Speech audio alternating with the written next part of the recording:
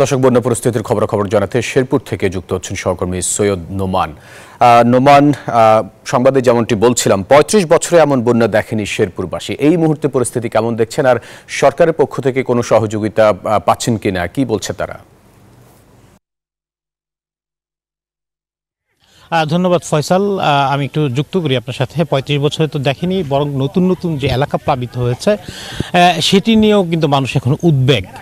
আমি ঠিক এই মুহূর্তে অবস্থান করছি শেরপুর জেলার নকলা উপজেলায়, যেটি কিন্তু নতুন করে প্লাবিত হচ্ছে আজকে সকাল থেকে। এবং সকাল থেকে আমরা যতটুকু পানি দেখেছি, বেলা যত বাড়ছে তার পানির পরিমাণও কিন্তু বাড়ছে, এবং সেই সাথে বাড়িঘর কিন্তু ছাড়তে হচ্ছে এখানকার মানুষজনের। তারা আশ্রয়কেন্দ্রে আশ্রয় নিচ্ছেন, এবং আশ্রয়কেন্দ্রে আমি কিন্তু গিয়েছি, কথা বলেছি সেখানকার আশ্রিত মানুষজন।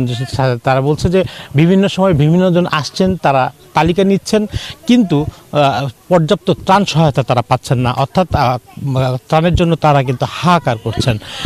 অনেকটা যদি বলি অমানবিক একটা পরিবেশ সৃষ্টি হয়েছে এসব এলাকায়, এবং যেসব এলাকা এখনও রাস্তাঘাট তলিয়ে যায়নি তারা কিন্তু ইতিমধ্যে সাবধানতা অবলম্বন করছেন, এবং অনেকেই কিন্তু বাড়িঘর ছেড়ে হয়তো দূর আত্মীয় স্বজনের কাছে চলে যাচ্ছেন, এবং অনেকেই আবার চলে আসছেন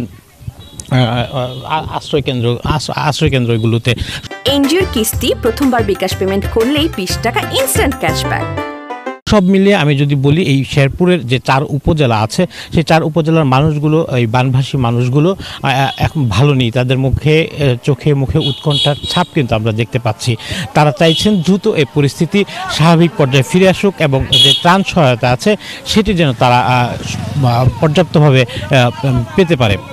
আর একটি বিষয় জানাই আপনাকে, যে এই যে শেরপুরের যে ৪ উপজেলা, যে প্রায় ১১৫টি গ্রাম রয়েছে, এই গ্রামে কিন্তু লক্ষাধিক মানুষ। বুঝতে পেরেছি নোমান, আপনাকে ধন্যবাদ আমাদের সাথে যুক্ত হওয়ার জন্য।